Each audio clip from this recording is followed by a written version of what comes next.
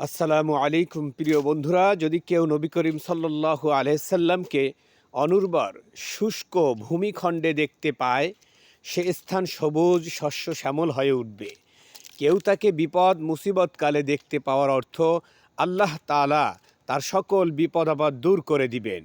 কেউ স্বপ্নে দেখল নবী করিম সাল্লাল্লাহু আলাইহি সাল্লাম কারো আঙিনায় উপস্থিত, এর অর্থ সে স্থানে অগ্নিকাণ্ড কিংবা অন্য কোনো উপায়ে ধ্বংস নেমে আসবে। কেউ তাকে অপূর্ণ দেহ, অসুস্থ, রুগ্ন, মৃত কিংবা বিকৃত কোনো অবস্থায় দেখতে পেলেও স্বপ্নের কোনো কল্যাণ নেই, এটি অশুভ স্বপ্ন।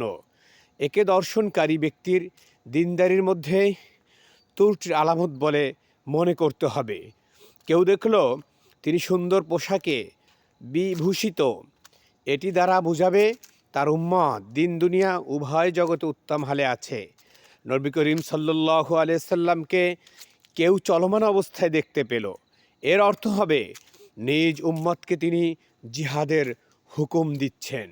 কিন্তু একে দর্শনকারীর দিনদারির মধ্যে ত্রুটি থাকার আলামত বলেও বুঝতে হবে।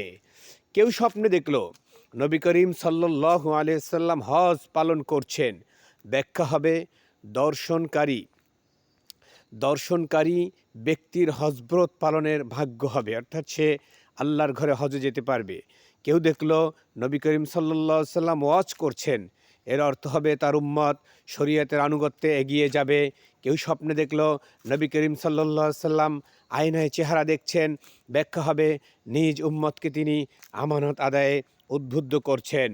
এক ব্যক্তি নবী করিম সাল্লাল্লাহু আলাইহি সাল্লামকে আহাররত অবস্থায় দেখতে পেল, এর অর্থ হবে নিজ উম্মতকে তিনি যাকাত আদায়ে উৎসাহিত করেছেন।